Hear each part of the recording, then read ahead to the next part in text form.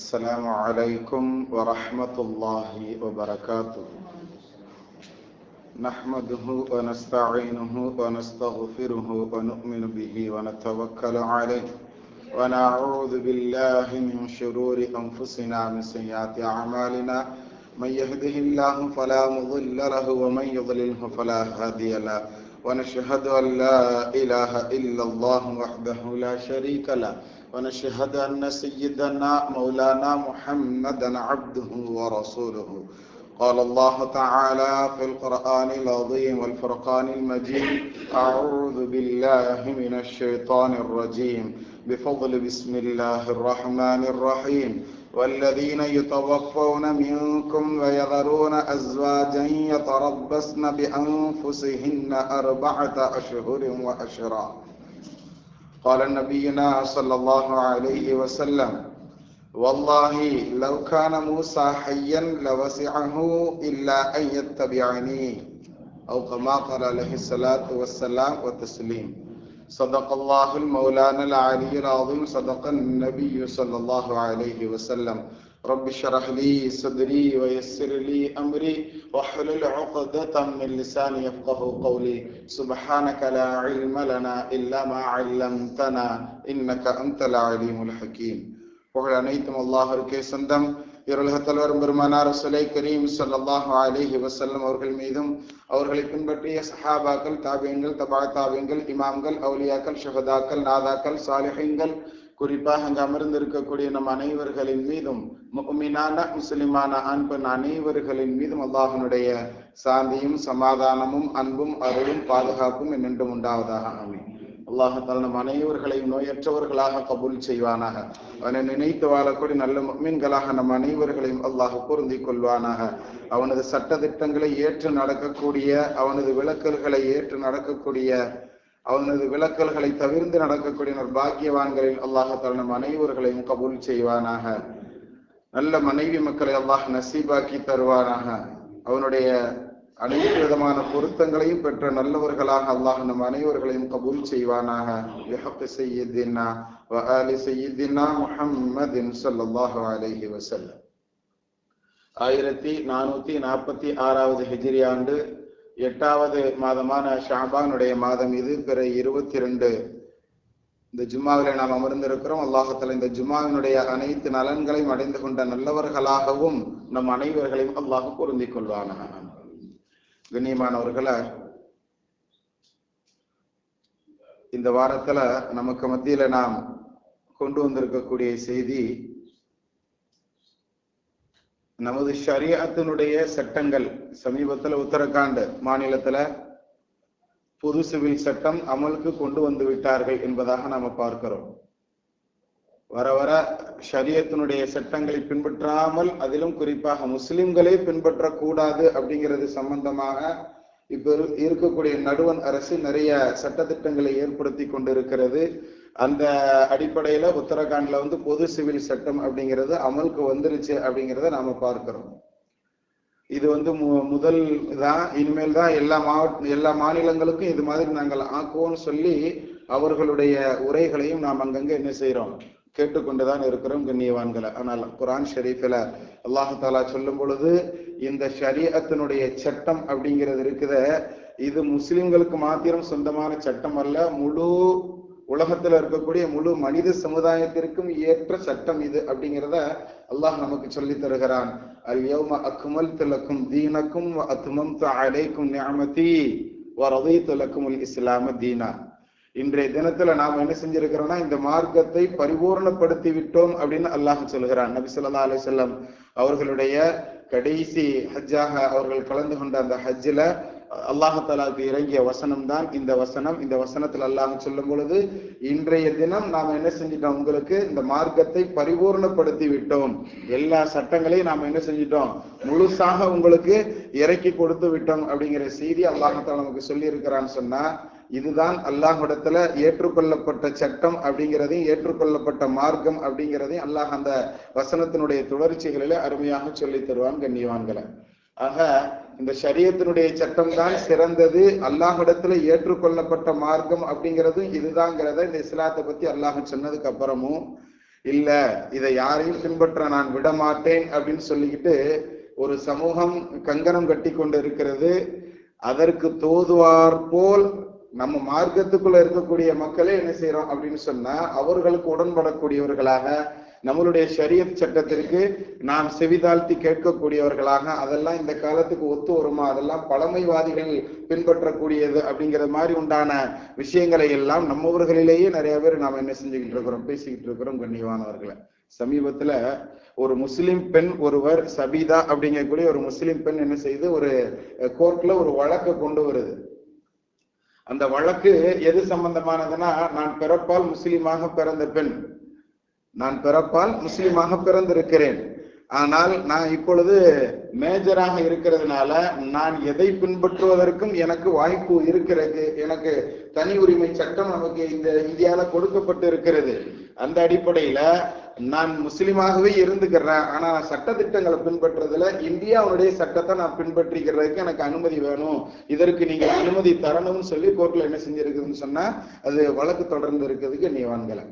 இது எதுக்காக இந்த இடத்துல நாம ஞாபகப்படுத்துகிறோம் அப்படின்னு சொன்னா, அந்த கோர்ட்டை அந்த வழக்கை விசாரித்த அந்த நீதிபதி என்ன செய்யறாங்க, மத்திய நடுவண் அரசுக்கும் அதே மாதிரி மாநிலத்தினுடைய கேரளா அரசுக்கும் அங்கிருந்து என்ன செய்யப்படுகிறது, ஒரு சம்மன் கொடுக்கறாங்க. அதுல குறிப்பிட்ட 4 வாரங்களுக்குள்ளாக எங்களுக்கு இதற்குண்டான பதில 2 அரசுகளும் தரணும் அப்படின்னு சொல்லி என்ன செய்யறாங்க, வழக்குகளை கொண்டு வைக்கிறாங்க. அந்த வழக்கு சம்பந்தமான விஷயத்திற்கு நீங்கள் பதில் தரணும்னு சொல்லி அரசாங்கத்திற்கு அந்த கோர்ட்டு உத்தரவு போடுகிறது. கடைசியில இப்ப அந்த வழக்கு வரக்கூடிய மே மாசம் வரைக்கும் ஒத்தி வைக்கப்பட்டு இருக்கிறது அப்படிங்கிறது நமக்கு இப்ப உண்டான கரண்ட் தகவல். கண்ணியமானவர்களை, ஷரியத்தினுடைய சட்டத்துல அதுலயும் குறிப்பாக சொத்து பிரிக்கக்கூடிய சொத்தினுடைய விஷயங்கள்ல எனக்கு ஷரியத்தினுடைய விஷயங்கள்ல உடன்பாடு இல்லை, அதுல நான் இந்திய அரசனுடைய சட்டத்தை நான் பின்பற்றுவதற்கு நான் முயற்சிக்கிறேன் அப்படின்னு சொல்லி என்ன செய்யறாங்க. சுப்ஹானல்லாஹ். ஒரு சேர் எடுத்து அப்படியே அவங்க முன்னாடி வைங்க, ஒரு சேர் எடுத்து வைங்க.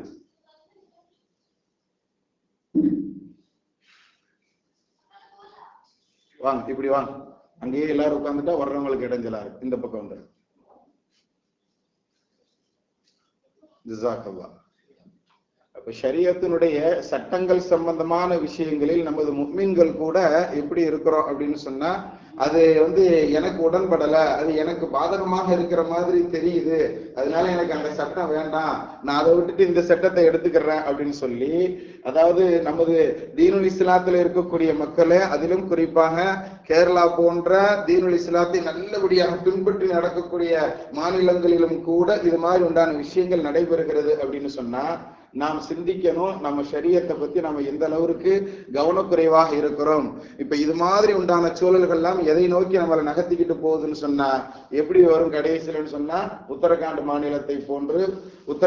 போன்று பொது சிவில் சட்டம் அமலுக்கு வர்றதற்கு இதெல்லாம் ஒரு காரணமாக அமைந்துவிடும் என்பதை நாம் கவனத்தில் கொள்ள வேண்டும். கண்ணியமானவர்களே, அதனால நம்ம ஷரியத்தினுடைய சட்டம் அப்படின்னு சொல்லி ஒரு செய்தி சொல்லப்பட்டுருச்சு அப்படின்னு சொன்னா, அந்த சட்டத்தை மீறாமல் இருப்பதற்கு நம்மளால எந்த அளவிற்கு முயற்சிகள் செய்ய முடியுமோ அந்த முயற்சிகளை நாம பேணுவதற்கு நாம் அல்லாஹ் இடத்துல உதவி கேட்கணும், நாம பேணிக்கிடணும் அப்படிங்கறத நாம கவனத்துல எடுக்கணும். கண்ணியவான்களை, ஆக இந்த ஷரியத்தினுடைய சட்டங்கள் விஷயத்துல அல்லாஹ் தஆலா குர்ஆன் ஷரீஃப்ல சொல்லும் போது, முஃமின்கள் அப்படிங்கிறது யாரு அப்படின்னு சொன்னா, இன்னமா கான கௌலல் முஃமினீன இதா துஉ இலல்லாஹி வ ரசூலிஹி, அல்லாஹ்வுடைய சட்டம் ரசூலுடைய சட்டம் அப்படின்னு சொல்லி முஃமின்களிடத்துல சொல்லப்பட்டு விட்டால் அதனை பின்பற்றக்கூடியவர்கள் எப்படி பின்பற்றுவாங்கன்னு சொன்னா, சமிஅனா வ அதானா, நீங்க சொல்றதுக்கு கட்டுப்பட்டோம், நாங்கள் கேட்டோம், கட்டுப்பட்டோம்னு சொல்லி எவர்கள் எல்லாம் அந்த ஷரியத்தினுடைய சட்டம்னு சொல்லப்பட்ட விஷயத்திற்கு உடனே கட்டுப்படுகிறார்களோ அவர்கள்தான் உலாயிக ஹுமுல் முஃப்லிஹூன், அவர்கள்தான் வெற்றியாளர்கள் அப்படின்னு சொல்லி அல்லாஹ் தஆலா அந்த வசனத்துல சொல்லி தருவான். கண்ணியவான்களை, ஆக நாம் வாழ்க்கையில வெற்றி பெறணும் அப்படின்னு சொன்னா நாம் வெற்றியாளர்களுடைய பட்டியல்ல வரணும் அப்படின்னு சொன்னா ஷரியத்தினுடைய சட்டங்களை பின்பற்றக்கூடிய விஷயங்களை நாம ரொம்ப கவனம், அதாவது ரொம்ப தெளிவாக இருக்கணும் அப்படிங்கிறத நாம விளங்கிக்கிடணும் கண்ணியவான்களை. இல்ல எனக்கு அது மாதிரி ஷரியத்தினுடைய சட்டங்கள் எல்லாம் எனக்கு ஈடுபாடு இல்லை அப்படிங்கிற மாதிரி உண்டான மனோபாவம் நம்ம இடத்துல இருந்துச்சுன்னு சொன்னா அல்லாஹ் அடுத்து சில வசனங்கள்ல சொல்லுவான், யார் என்னுடைய நல்ல உபதேசங்களை விட்டும் புறக்கணித்து விடுகிறாரோ அவருக்கு அவருடைய வாழ்க்கையில ரொம்ப நெருக்கடியை நாம் தருவோம். அவரை நாம் குருடனாகத்தான் நாம் கியாமத்துடைய நாளையில் எழுப்போம் அப்படின்னு சொல்லி அல்லாஹ் தன்னுடைய வசனத்துல தெளிவுபடுத்தி சொல்கிறான் கண்ணியவான்களை. ஆக அவன் கொடுத்திருக்கக்கூடிய சட்டங்கள், அவன் கொடுத்திருக்கக்கூடிய இந்த மார்க்கங்களை அவன் எப்படி தந்திருக்கிறானோ அப்படியே பின்பற்றக்கூடிய பாக்கியவான்கள் அல்லாஹால நம்மை கபூல் செய்வானாக. நபி ஸல்லல்லாஹு அலைஹி வஸல்லம் அவர்கள்ட்ட ஒரு தீர்ப்பு கேட்டு ஒரு செய்தி வருது. அதாவது இன்ன சமூகத்தை சேர்ந்த இன்ன உயர்குடியை சேர்ந்த ஒரு பெண் ஒருவள் திருடி விட்டாள், அவளுக்கு என்ன தீர்ப்பு அப்படிங்கிறத அவங்களுக்குள்ள பேசுறாங்க. அவங்களுடைய தௌராத் வேதத்துல அவர்கள் ஏற்றுக்கொண்டிருந்த முந்திய மார்க்கத்துல எல்லாம் எப்படி அப்படின்னு சொன்னா அவர்களை கைவெட்டணும் அப்படிங்கறத அவர்களுடைய சட்டமும் கூட தௌராத் நபி மூசா அலைஹிஸ்ஸலாம் அவர்களுக்கு கொடுக்கப்பட்ட சட்டமும். அதே மாதிரி தீர்ப்பு சொல்லப்படுறது எப்படி, அங்க உள்ள தீர்ப்பு இதுதான். சரி, முகமதுகிட்ட போனா வேற ஏதாவது லேசான தீர்ப்பு சொல்ல கிடைக்கிறதுக்கு நமக்கு வாய்ப்பு இருக்கு அப்படின்னு சொல்லிட்டு என்ன செய்வாங்க அப்படின்னு சொன்னா நபி ஸல்லல்லாஹு அலைஹி வஸல்லம் அவர்களிடத்துல தீர்ப்பு கேட்கப்படும். நபி அவர்களும் என்ன செய்வாங்க, அந்த குறிப்பிட்ட அளவிற்கு மேல் உண்டான வெகுமதியான பொருட்கள் திருடப்பட்டுருச்சு அப்படின்னு சொன்னா அதற்கு கைவிட்டுதல் அப்படிங்கக்கூடிய அந்த சட்டத்தை என்ன செய்யறாங்க, அமல்ல சொல்றாங்க நபி ஸல்லல்லாஹு அலைஹி வஸல்லம். சட்டம்லாம் கேட்டதுக்கு அப்புறம் இல்ல அது ரெக்கமெண்டேஷனுக்கு மற்ற பெரிய பெரிய ஆட்களை விட்டு என்ன செய்யறாங்க, ரெக்கமெண்டேஷன் பண்ண வைக்கிறாங்க. அந்த சட்டத்துல ஏதாவது சின்ன தளர்வு, இப்ப கூட நம்ம சொல்லுவோம் இல்லையா, சட்டத்துல 1000 ஓட்டம் இருக்கும், அதுல ஏதாவது உள்மடையில போய் பெருமடையில வர்றது அப்படின்னு சொல்லி, அதாவது மனிதர்கள் ஏற்படுத்திய சட்டங்களில் எப்படி வேணாலும் உள்ள வெளியே போறதுக்குண்டான எவ்வளவோ ஆப்ஷன்கள் இருக்கலாம். ஆனால் மார்க்கத்தினுடைய சட்டம் அப்படின்னு சொன்னா அது தீர்ப்பு சொல்லியாச்சு அப்படின்னு சொன்னா அதுக்கு மாற்று கருத்து கிடையாது. அப்ப நபியிடத்துல ரெக்கமெண்ட் பண்றாங்க பெரிய பெரிய ஆட்கள்லாம் இல்ல அது உயர்குடி பெண்ணு அப்படிங்கிற மாதிரி என்ன செய்யறாங்க, அந்த பெண்ணை பற்றி அது ஏதோ தவறுதலாக நடந்துருச்சு. அப்ப நபி சொல்லுவாங்க, என்கிட்ட கேட்கறதுக்கு முன்னாடி, என்கிட்ட இந்த சட்டத்தை கேட்கறதுக்கு வர்றதுக்கு முன்னாடி, என்னுடைய சிந்தனைக்கு இந்த விஷயத்த கொண்டு வர்றதுக்கு முன்னாடி நீங்க அப்படியே கலைஞ்சு போயிருந்தீங்கன்னா கூட இந்த பிரச்சனையும் இல்லை. ஆனால் இங்க கொண்டு சட்டம்னு கேட்டதுக்கு அப்புறம் அதற்கு உண்டான தீர்ப்பும் சொல்லப்பட்டதற்கு பின்னால் அதுல ஏதாவது சலுகையை எதிர்பார்த்து நிற்பதோ அல்லது அந்த சட்டம் வேண்டாம் எங்களுக்கு தேவையில்லைன்னு சொல்றதோ இங்க வச்சுக்கிட கூடாது. ஏன்னா அங்கு இஸ்லாமிய சட்டம் நடைமுறையில் இருக்கக்கூடிய இடம் அப்படிங்கிறதுனால அந்த இடத்துல நபி ஸல்லல்லாஹு அலைஹி வஸல்லம் சொல்லுவாங்க, அந்த திருட்டு வேலையை அந்த திருடின அந்த பெண்ணினுடைய பெயர் கூட ஃபாத்திமா பின்த் கைஸ் என்பதாக வரலாற்று ஆசிரியர்கள் குறிப்பிடுவாங்க. அந்த இடத்துல நபி ஸல்லல்லாஹு அலைஹி வஸல்லம் சொல்லுவாங்க, அது என்னுடைய மகள் ஃபாத்திமாவாகவே இருந்தாலும் நான் கையை வெட்டுவேன்னு சொல்லுவாங்க. அப்ப ஷரியத்தினுடைய அந்த சட்டம் அப்படிங்கறத நிறைவேற்றக்கூடிய இடங்கள்ல நபி ஸல்லல்லாஹு அலைஹி வஸல்லம் அவர்கள் ரொம்ப கடுமையாக இருந்திருக்கிறாங்க. நாம எல்லாம் கேள்விப்பட்ட செய்தி தான். மாயிஸ் இப்னு மாலிக் ரலியல்லாஹு தஆலா அன்ஹு அப்படிங்கிற ஒரு சஹாபி ஒரு தவறு செய்து விட்டேன், தான் விபச்சாரம் செய்து விட்ட விஷயத்தை நபியிடத்துல என்ன செய்வாங்க, ஒத்துக்கிடுவாங்க. நபி ஸல்லல்லாஹு அலைஹி வஸல்லம் என்ன செய்வாங்க, அவர் முன்னாடி சொல்லும் போது வலது பக்கம் திரும்புவாங்க, வலது பக்கம் சொல்லும் போது இடது பக்கம் திரும்புவாங்க, இடது பக்கம் சொல்லும் போது நபி ஸல்லல்லாஹு அலைஹி வஸல்லம் பின்பக்கமாக திரும்பிக் கொள்வார். 4 திசைகளிலும் நபி ஸல்லல்லாஹு அலைஹி வஸல்லம் அவர் சொல்றதை காது கொடுக்க மாட்டேன், நான் கேட்க மாட்டேன் அப்படிங்கிற லெவல்ல என்ன செஞ்சிருவாங்க, திரும்பிடுவாங்க. கடைசியில அவர் சொன்ன விஷயத்தை 5வது முறையாகவும் வற்புறுத்தி சொல்லும் போது இவர் குடிச்சிருக்காரான்னு பாருங்கப்பான்னு கேட்பாங்க. குடிச்சிட்டு வளர்றாரா அப்படின்னு சொல்லுவோம் இல்லையா, அது மாதிரி வாசகங்களை நபி ஸல்லல்லாஹு அலைஹி வஸல்லம் கேட்பாங்க. ஒரு தெளிவாதான் இருக்காரான்னு பாருங்க, போதையில இருக்காரான்னு பாருங்கிற எல்லா விஷயத்தையும் சொல்லிட்டு இல்ல அவர் ரொம்ப தெளிவாக இருக்கிறார். அப்ப நபி கேட்பாங்க, சுருமா கூட்டுக்குள் அதனுடைய குச்சியை நாம உள்ள விட்டு நம்ம எப்படி கண்ணுக்கு சுருமா போடுறதுக்கு எடுப்போமே, இது போன்று நீ உணர்ந்தாயாங்கிறத நபி அவர்கள் தெளிவாக கேட்டதற்கு பின்னாடி அந்த சஹாபிக்கு என்ன செய்வாங்க, தண்டனையை அவருக்கு உண்டான ரஜம் அப்படிங்கக்கூடிய அந்த கல்லறிதல் உண்டான தண்டனை அவருக்கு நிறைவேற்றப்படும் என்பதை நமக்கு ஷரியத் சட்டம் சொல்லும். ஆரம்பத்துல சட்டத்தை கேட்கறதுக்கு முன்னாடி எவ்வளவுதான் நபி ஸல்லல்லாஹு அலைஹி வஸல்லம் அப்படி இப்படி அதாவது எப்படியாவது ஒரு அல்லாஹ்ட்ட மன்னிப்பு கேட்டு போயிட மாட்டாரா அப்படிங்கறதான் நபி ஸல்லல்லாஹு அலைஹி வஸல்லம் விரும்பினாங்க. ஆனால் தெளிவாக சட்டம்னு சொல்லப்பட்டிருச்சுன்னு சொன்னா அதை நிறைவேற்றி இருக்கிறார்கள் அப்படிங்கறத நமக்கு வரலாறுகள் சொல்லி தரும் கண்ணியவான்களை. அதனால ஷரியத்தினுடைய சட்டத்தை பின்பற்ற ஒரு தவறு செஞ்சிட்டோம்னு சொன்னா அந்த தவறு நமக்கும் அல்லாஹுக்கும் மத்தியில மட்டும்தான் இருக்கு அப்படின்னு சொன்னா அந்த விஷயங்கள்ல நாம அல்லாஹ் பயந்துக்கிட்டு அல்லாஹ்ட்ட இஸ்திக்பார் செஞ்சு நம்ம என்ன செஞ்சிடணும், அப்படியே போயிடணும். நம்மளை தான் அல்லாஹ் காட்டி கொடுக்கலையே அப்படின்னு சொல்லிட்டு அதே தவறுகளை நாம் வெளிப்படையாக பகிரங்கமாக நாம் செய்ய ஆரம்பிக்கும் பொழுது அது பெரிய விபத்துக்களை, பெரிய விபரீதங்களை நமக்கு ஏற்படுத்தி தரும் அப்படிங்கிறத நாம உணர்ந்து கொள்ளணும் கண்ணியவான்களை. அதனால ஷரியத்தினுடைய சட்டங்களை மீறுதல் அப்படிங்கிற விஷயத்துல நாம் ரொம்ப கேர்ஃபுல்லாக இருக்கணும், ரொம்ப கவனமாக இருக்கணும் கண்ணியவான்களை. நபி ஸல்லல்லாஹு அலைஹி வஸல்லம் அவர்களிடத்துல தலாக் சம்பந்தமான சட்டங்கள் வருது. அல்லாஹ் தஆலா குர்ஆன் ஷரீஃப்ல சொல்லும்போது வல்லதீன யதவஃபௌன மின்கும் வயதரூன அஸ்வாஜன் யதரப்பஸ்ன பிஅன்ஃபுஸிஹின்ன அர்பஅத அஷ்ஹுரின் வ அஷ்ரா. இதுல சொல்லும் போது யாராவது மௌத்தா போயிட்டாரு கணவர் அப்படின்னு சொன்னா அந்த கணவருடைய மனைவியர்கள் என்ன செய்யணுங்கிறத அல்லாஹ் சொல்லும் பொழுது 4 மாதங்கள் 10 நாட்கள் அவர்கள் என்ன செய்யணும், இத்தால இருக்கணும் அப்படிங்கிற சட்டத்தை அல்லாஹ் தெளிவாக அந்த வசனத்தினுடைய அந்த அதாவது மறைமுக கருத்து அப்படின்னு சில சட்டங்கள் வரும், அது மாதிரிலாம் இல்லாம அல்லாஹ் இந்த ஆயத்துல ரொம்ப தெளிவாகவே சொல்லி தருவான். அவங்க 4 மாதங்கள் 10 நாட்கள் அவர்கள் இத்தால இருக்கணுங்கிற சட்டத்தை அல்லாஹ் சொல்லிட்டான். இன்னைக்கு நம்மள நிறைய பேர் என்ன செஞ்சுக்கிட்டு இருக்கிறோம் அப்படின்னு சொன்னா, இதா அப்படின்னு சொன்னா 40 நாள் இருந்தா போதும், அதுவும் அந்த அம்மா வயசான அம்மா தான், அதனால 40 நாள் இருந்தா போதுமா ஜெரத்து அப்படின்னு நம்மகிட்ட அதாவது ஷரியத்தினுடைய சட்டங்களை எப்படி அதாவது தளர்த்துவதற்குண்டான வழிகள் நம்மளிடத்துல ரொம்ப லேசாக, அதுக்கு காரணத்தை எப்படி சொல்றான், அவங்கதான் மாதத்தீட்டு உள்ளவங்களே கிடையாது, அவங்களுடைய வயிற்றுல என்ன கரு இருக்கவா போகுது, அல்லாஹ் கரு இருக்குது இல்லைங்கிறதெல்லாம் பார்க்கணுங்கிறத அங்க சொல்லல. 4 மாசம் 10 நாள் அவங்க துக்கத்துல இருக்கணும், அவங்க இத்தால இருக்கணும் அப்படிங்கறத அல்லாஹ் சொல்லுகிறான். அப்படிங்கும் போது அந்த சட்டத்தை தளர்த்துறதுக்கு உண்டான வழிமுறைகளை நாம செய்யணுங்கிற அவசியம் நமக்கு இல்லை கண்ணியவான்களை. சிலர்கள் அந்த சட்டங்கள்ல என்ன செய்யறாங்க அப்படின்னு சொன்னா தளர்ச்சியை ஏற்படுத்தணும் அப்படிங்கறக்காட்டி இந்த 40 நாள் இருந்தா போதும், அது மாதிரி உண்டான விஷயங்கள்ல நாம அல்லாஹ் ரசூலுடைய சட்டம் அப்படின்னு வந்துருச்சுன்னு சொன்னா அதுல ரொம்ப கேர்ஃபுல்லாக இருக்கணும் கண்ணியவான்களை. அதே மாதிரி தலாக்குனுடைய விஷயம் ஏற்பட்டுருச்சு, ஒரு கணவன் மனைவிக்கு மத்தியில் பிரிதல் அப்படிங்கிறது ஏற்பட்டுருச்சுன்னு சொன்னா அந்த பெண்கள் என்ன செய்யணும்னா கிட்டத்தட்ட 3 மாதங்கள் என்ன செய்யணும், அவங்க தனித்து இருக்கணும், வேற திருமணங்கள் செய்யக்கூடாது அப்படிங்கிறது நம்மளுடைய ஷரியத்தினுடைய சட்டம். 3 மாதங்களா காத்திருக்கணும் அப்படின்னு சொல்லிட்டு அதுக்கு 40 நாள் இருந்தா போதுமே அப்படிங்கிற மாதிரி உண்டான நம்மளுடைய குறுமதிக்கு ஏற்றார் போல் நம்மளுடைய அதாவது இந்த காலத்துக்கு தோதுவா எங்களுக்கு இதுதான் லாய்க்கப்படும், நாங்க 4 மாசம் 10 நாள் இருந்தா எங்களை பாத்துக்கிறதுக்கு ஆள் இல்ல, நாங்க 3 மாசம் நாங்கள் தனிமையில இருந்தோம் இதால இருந்தோம் அப்படின்னு சொன்னா எங்களுடைய வாழ்வாதாரங்களை பாத்துக்கிறதுக்கு ஆட்கள் இல்லை அப்படின்னு சொல்லி இதாக இருப்பதை எப்படியெல்லாம் தவிர்க்கணுமோ அப்படியெல்லாம் தவிர்த்து கொள்வதற்கு இன்றைய காலத்தில் நம்ம ஷரியத் சட்டத்தை முறிக்கிறதுக்கு நாம முற்பட்டு கொண்டிருக்கிறோம். எப்படி முத்தலாக்கினுடைய விஷயத்துல நாம் ரொம்ப கேர்லெஸ்ஸா இருந்தோமோ அது மாதிரி இப்படி ஷரியத்தினுடைய ஒவ்வொரு சட்டங்களிலும் நாம் என்ன செய்யறோம், கேர்லெஸ்ஸாக இருக்கிறோம். அது எப்படி கொண்டு போய் விடனா உத்தரகாண்ட் மாநிலத்தை போன்று பொது சிவில் சட்டம் எல்லா இடத்துக்கும் வருவதற்குண்டான காரணமாக அது அமைந்து விடும் கண்ணியவான்களை.